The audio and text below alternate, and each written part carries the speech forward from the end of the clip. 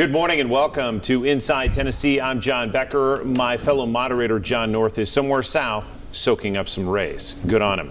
Our guest this morning oversees the third largest school district in the state, more than 60,000 students, 91 schools, 9,000 staff members. Dr. Jon Rysewyk has served as superintendent of Knox County Schools for 2.5 years, praised by the board recently with marks that are above expectations, 1 out of 5 out of his last rating. We're going to break down the challenges and successes of the district. Dr. Rysewyk, welcome. Thanks so much for having me. I'm going to introduce our panel. On the end there is Eddie Smith. He is Republican and a former state lawmaker. Good morning and Merry Christmas. Good morning and Merry Christmas. Don Bosch is a lawyer and runs his own law firm and is a Democrat. Good morning. Good morning. All right, Dr. Rysewyk, let's start with the biggest challenge in 2025 facing your district in the new year. Wow, I think we've had a lot of progress in the last 3 years, and I think that's really come from us just kind of getting back to fundamentals, really focusing on outcomes for students. When I look at kind of our last batch of data, probably the biggest challenge that we have is probably some inconsistencies in our middle school. I think we've done a pretty good job now defining high schools and the outcomes we want for that, and same for elementary schools, really being excellent in foundational skills. We've seen 4 years of progress, a 9% gain in early literacy over the last 4 years. And I think really middle school, we've seen some inconsistent numbers. That's not a reflection of our staff. Our principals and teachers are working really hard, but if we define high schools as kind of exposure to what you need post-graduation, and elementary is excellence in foundational skills, I think middle schools are kind of at that place. Are we an extension of elementary, or are we pre-high school? And right now I think our answer is yes. So in the spring, we are going to bring a third party in to compare us against national studies to see just how we can make even better gains and consistent gains in our middle years. In the last fall here, what has been the biggest success in your eyes for the district? One thing that was great, was kind of intentional for us, was teacher vacancies. That's a big national story. We all know the best thing we can do is have a highly qualified, impactful teacher in front of every student. And for us this year, we usually would range between 50 to 80 vacancies every year. This year we started with 8 certified vacancies. And it really was an intentional design. With more than 4,000 teachers, right? Correct. So wow. It was a big thing for us. Did a lot of things over the last 2 years to streamline our process, worked a lot with the university to find alternative pathways to the classroom, and then worked really hard to be smart with money to make an investment in salaries last year to bring all of our employees, or teachers included, that had almost a 10% raise across the board, but really brought everyone to market values, from custodians to teachers to nurses, anyone who's in our program. One other big picture question we talked a lot about when Eddie was in the legislature and when Governor Haslam was the governor, was the drive 50 to 55 and having 55% of our state population with a degree beyond high school, be it a 2-year degree, some kind of associate's degree, or a 4-year degree. And Knox County Schools was deep into that goal and looking ahead with that. What can you say to our viewers about the progress there in graduation rates and making sure that students are ready, whether they're going to a 2-year, 4-year, or just into the workforce? Yeah, that's a great point, and both I totally applaud former Governor Bredesen and Haslam, who really had the foresight to look ahead. I think that's why our state's reaping the benefits now, because we have a more educated workforce, and both of them had the foresight to see that. So for us, that really is part of our most recent redesign of high school in the last 3 years, which is our 865 academies. And really, that's for us. Graduation is not enough. We're moving that goalpost to now say, can they be successful post-graduation? So it's not walking across the stage anymore. And for us, that comes down to the 3 E's: enlist in service to our country to gain skills and have a GI Bill to finish up school, enroll in a post-secondary institution, that can be anywhere from TCATs to a 4-year university, and then finally employment. We've worked a lot with the chamber on that, to what are the high-demand, high-wage jobs. And for us in high school, how we now prove that is industry certifications. If you're going to employment, we want to know that you have those prior to leaving. Enrollment, if you're going to go to that, we want to know you've done some advanced academic work and things like AP or honors courses. And then if you're going to enlist, that you're involved in something like our junior ROTC. So we want all of our students to demonstrate prior to graduating that they're a ready graduate. Our graduation rate this year was 93%, the highest on record in a while. Our ready graduate, students who had actually succeeded in those things, or ACT scores, was about 47%. So we want to continue to increase that so they prove they can be successful post-graduation. So, Dr. Rysewyk, right now in the legislature, probably Governor Lee's biggest agenda is going to be the vouchers bills. And I'm curious to what your perspective is. I certainly have a very strong one against it and against vouchers, but what is your perspective about what vouchers might do to the Knox County school system? Because we are a county where there are a number of private schools, a number of private schools that will likely pop up should vouchers pass. What do you think that's going to do to your school system, your ability to fund, your ability to educate your students, both your best and your students that may be lagging behind a bit? Great question, and I think you're right. I mean, it's been in the legislation now for a while, and we've continued to try to really focus on what we have control over. I would say I don't have a vote in that. The folks but who you have do, a voice. Yeah, the folks who do, I think our local delegation. I think they really try to do what they feel is best for Tennessee, knowing a lot of them, and so what I do is we try to focus on what we can do, and that is really trying to make sure that we're hitting all the priorities that we're hitting and the goals that we're hitting. But do you think vouchers, if they pass, are going to hurt the Knox County school system? That plan is going to diminish what you can do as its leader? Yeah, I think there are concerns out there. I think we've heard different things, and to see what actually would get passed, we've heard some plans where the funding will stay the same, and this is a different pot of money. I think people think at some point, does that money run out, and does that end up impacting schools? Funding's always an issue when it comes to schools. We always try to live in our means. Last year we made a $44 million investment in salaries without asking commission for a penny, trying to plan and pay down debt on our own years ahead to get to that money. So we always try, we don't want to make excuses, right? So we're always going to try to make those things happen. I do think it's important for education to continue to evolve. I think Knox County's got a sweet balance of that. Most of our families like the traditional feeder patterns of elementary, middle, and high that they can be in. But we also are blessed that we have things like L&N STEM Academy, an unzoned school that people can choose and be in a public sector. And so I think we need to continue. CMA is another example. Career Magnet Academy is on Pellissippi's campus that graduates kids with associate's degrees as they graduate high school. So I think within our public system, we have room for both of those. And I think Knox County has done a pretty good job making those choices. We got to take a quick break. Eddie will be back. You'll lead us off in the second block here on Inside Tennessee. Hope your Sunday morning is starting well. We'll be back with the superintendent of Knox County Schools.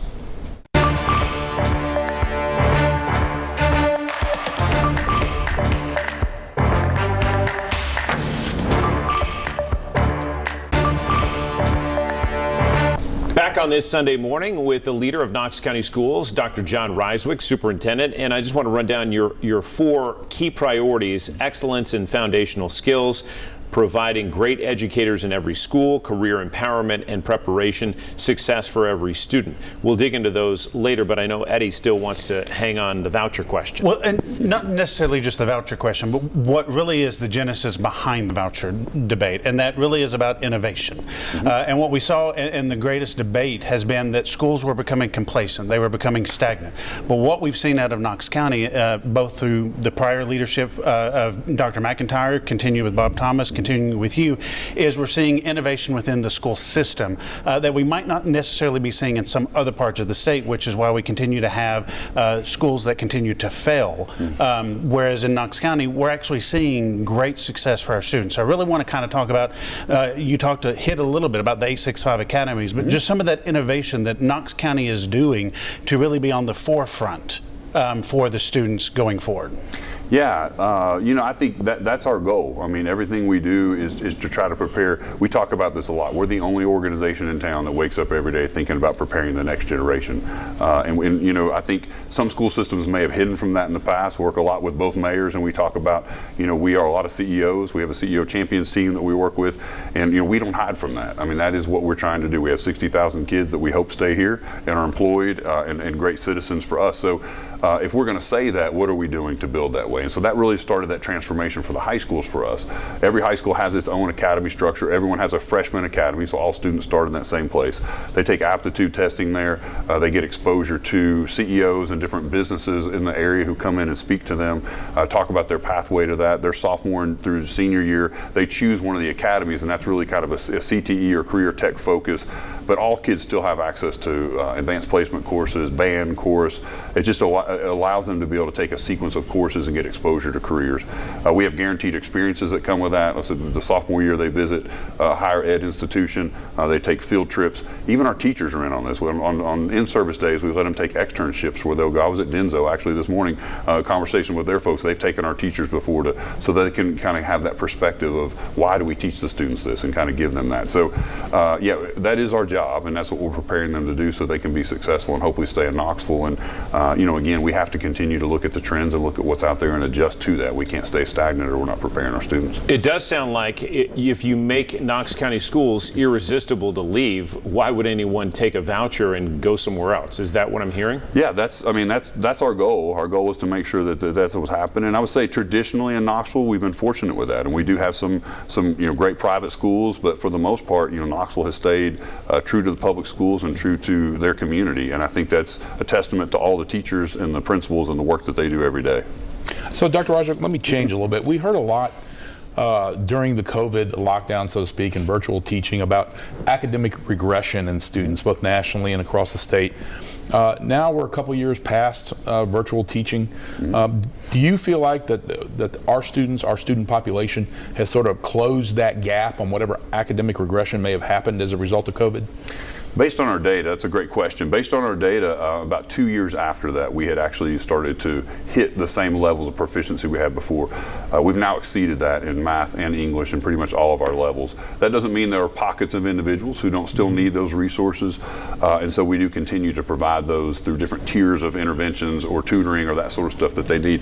But for overall, we're outperforming pre-COVID numbers right now. So, and that took about 2 years, though, if I understand. Yeah, it was about 2 years where we got kind of leveled out, right? Mm-hmm. And then we moved beyond that. Now we're beyond that, but again, still aware. When we look for our data, we can still see where that year was, and want to make sure we're intentional with it. And again, going back to the innovation, Knox County still has a virtual option for students, and I believe you all actually were one of the only ones that was a virtual school that had a level 5 TVOS, correct? True. It was, and I was with the district then in a different role, but I could remember when it started, and we weren't a one-to-one district then. We are now, which is kind of neat. It's just kind of accepted that every kid's going to have a computer, and I go in first and second grade classrooms now, and their morning announcements, they're logging in. So we kind of didn't think kids could do that, and they have that ability. But yes, the virtual. Initially, we built the schools large. We had 3 virtual schools. I think it was like 1,500 kids you could take in each, not knowing who would come back from COVID and who would want to continue to be virtual. And I remember telling that team at that point, we'll figure this out in 3 years what the right size of that is. So initially, we had an elementary, middle, and high virtual school. And then 2 years ago, we put them all into one school. But it's been an incredible resource. We have, it's kind of neat to see the classrooms are different. We've kind of rebuilt those to where it's more of a little studio for teachers. We have a workroom where a lot of teachers stay and they can switch in and out of the classrooms. But the relationship that they build with the kids, they still have things like proms, they still have field days, they bring them in for that and have those opportunities. So Jennifer Garner and her team have worked very hard to make sure that Garrett, sorry I said Garner, they've worked really hard to make sure that works, and we're a reward school last year, so it's impressive. Don asked you the perspective question on COVID. How about the third grade retention law? That was something we asked when you were here last time about the impact of that. Where does that stand on the district? Yeah, we actually have seen that number for third grade proficiency go up 9% over the last 4 years. We're at 44.2%, the highest we've been with these rigorous standards. And so I think different people have different opinions about how that worked. For me, I said this then and haven't really changed my stance. I think what it did allow was this focus on kindergarten through second grade, and more importantly, funding came for that, right? So the interventions happening earlier, the interventions happening to target students that are allowing us through extended summers or tutoring, different kinds of things like that. We're starting sooner and we're more focused on that. So my argument is we probably could have gotten there with the funding, but wasn't my law to make. And again, yes, this was a mandate from state lawmakers that made this change, and so that's the impact. We're going to be back with more of our conversation with Dr. Jon Rysewyk right after this.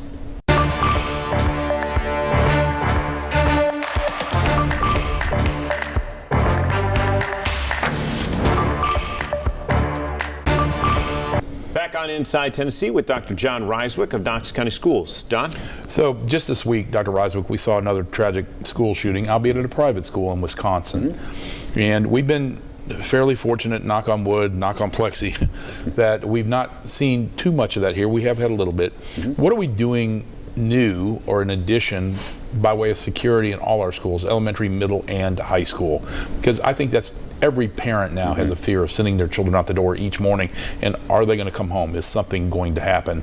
We've seen the lockdowns that happened here. Fortunately, there's not been anything dramatic that's happened as a result of those. But what are we doing new or innovative or in addition to what we've been doing previously? It's a great question, and we always say safety is our number one concern. And we understand. I had 2 daughters that went through our system too. I know what it means to be a parent, to send your kids into a school and trust that for a full day. I think sometimes folks don't understand what we have. Knox County is unique in that we have our own security division who are bonded through the Sheriff's Department, 125 officers with all ranking pieces your in own between police there. force, essentially. That's beyond the SROs. Yes, exactly. And I'm glad you said that, because our partnerships with both Sheriff Spangler and with Chief Noel, 2 fantastic folks that we talk to sometimes on a weekly, sometimes on a daily basis, including the FBI, Homeland Security, and again, on a weekly basis, these folks are involved identifying threats and letting us know. And we always were going to take the most extreme action to make sure that we're safe. We take every threat seriously, and we process from there. So I think sometimes people don't understand. Even our force is on 24/7. We have a 24/7 dispatch. We're going to home visits. We're partnering with our law enforcement on anything we get from an email or a note that was left to a post on social media. All of those things we pursue, we follow up, and we go there.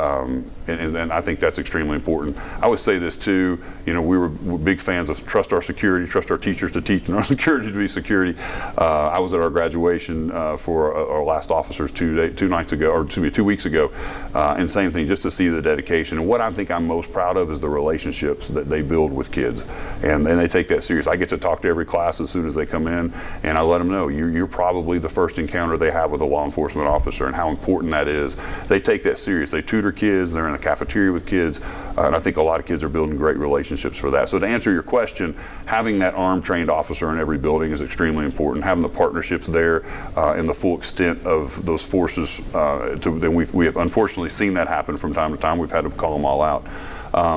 And we have other things obviously we can't speak to, but we are very sophisticated. We are researching those all the time, the latest technologies. Our hearts go out to the folks in Wisconsin, but I think you look at those, and every time something like that happens, you learn. Our security chief will come back with briefs on that, and things learned through that they learned through their network as well. But one thing we added this year was threat assessment. We were trained by the FBI, our full team was, and so we have a person in every team at every school who's trained in how to process those threats, as well as district supports who come in and intervene when one's raised up. And that's important because I've still got a kid in Knox County schools, an 8th grader, and his middle school was one this year that had some of those threats going around. And I just want to commend Knox County schools in their communication, vastly improved over what I've seen in the past. Their openness to be able to share what they could, and my wife and I never felt like our kid was not safe at school. So that's a testament to you. And you just go to any of the schools. I mean, you go over to Central High School and watch a football game, and they score a touchdown, and the KPD officer leading the students carrying the flag down the track. So just the way they've integrated themselves into really being a partner with Knox County schools and a resource for the students, someone that they feel safe to be around, is pretty remarkable to see. John, just one follow-up question. Sure. There's been a movement across the country to arm some teachers.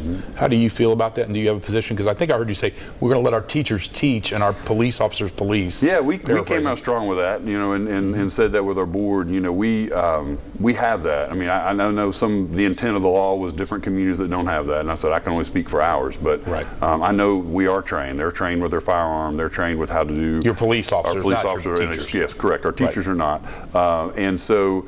It's real important for us to define roles, and that's when we have success for students. And for us, we want our security officers coming into the building, talking about security, walking the building, doing all those things, working with administration every day. And we want our teachers teaching. So that's where we've been with it. And we've said we don't have a need in Knox County for that law to be exercised because we have already taken care of the security on our end. You celebrated one school in particular recently. You do this often, but South Knoxville Elementary School received particular praise for what it's done. Explain to our viewers what that team has done there and what the students have done in that school. Yeah, it's an amazing school, right across the river, a small little school that sits there. It's been very much adopted by that community. Dr. Tana Nicely is the principal there. If anyone knows Tana, she's got a great heart for kids, great heart for community, but really a great heart for teaching kids how to read. That's really what her superpower is, and has really focused that staff in. Staff's bought into that, and they've done everything that it takes to make that happen.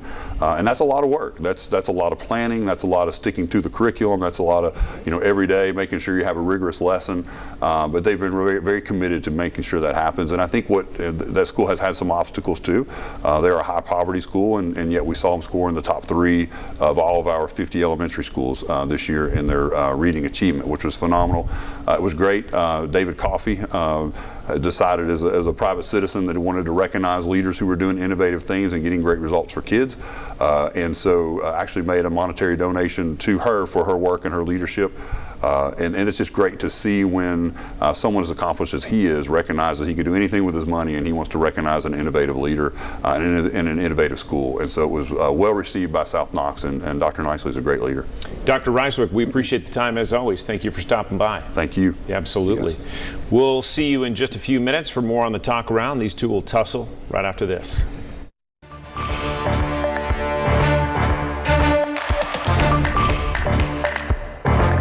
Back on Inside Tennessee, we will remember a pinnacle in this community when it comes to politics and influence. But first, I want to start with what's going to happen in the state legislature. Eddie, you were there when there were lean times in the budget. It looks like we're going to see that again in this budget year. We are, and even though the economy continues to grow, the legislature has also cut a lot of taxes over the last few years. So revenues continue to be tight, and when things are tight, there's a whole lot of priorities that everybody just ran on in an election that they take into the legislature. All of those can't get funded. So there's going to be a lot of behind-the-scene deals and things cut, and we'll see what comes out of it. Everybody calls it the sausage being made, and it truly is like seeing how sausage is made. Eddie, I've got a question for you, having been in the legislature. What effect do you think that the floods and the hurricane in upper northeast Tennessee are going to have on this budget? Because not only are the revenues down, but we have this massive infrastructure rebuild problem. Is that going to just really make it even that much more difficult for our state? I don't think so, mostly because a lot of the infrastructure for transportation, it's going to be shared with the federal government. The biggest thing is shared, though, is the key word. Well, shared, but again, Tennessee always has reserves for transportation projects to be able to draw down some extra funds. The biggest thing really is going to be around the workforce, making sure that we can get enough of those contractors, because with the Federal Infrastructure Improvement Act that went in, they're busy all over the country, so trying to find enough people to get in to actually build the roads and that infrastructure is going to be the biggest challenge. Don, I don't want to leave this Sunday morning without reflecting on Lillian Bean, who many of our viewers knew well and was a hugely influential person. Yeah, I knew Lillian all of my legal career, so I've been practicing over 36 years. Lillian, at one point, was the most important, most powerful Republican in this county. You had to go through what we affectionately called the Bean machine if you were going to win as a Republican, and sometimes even as a Democrat, because Lillian did support some Democrats, but she was a true and true Republican, probably headed every Republican club in this town at some point. But until Tim Hutchison sort of supplanted her as the most important Republican or most influential Republican in Knox County in the 90s, it really was Lillian and her husband Richard Bean, again making up what we called the Bean machine. And we all got those cards that Lillian was so famous for, just a little I've been watching you, I've been seeing you, congratulating you on something, reading your name in the paper. But she'll be missed. She was an icon in this community. Eddie, Don, we appreciate the thoughts. Our thoughts are with Richard Bean and her friends and family. We wish you well on this Sunday morning. Hope to see you right back here next week.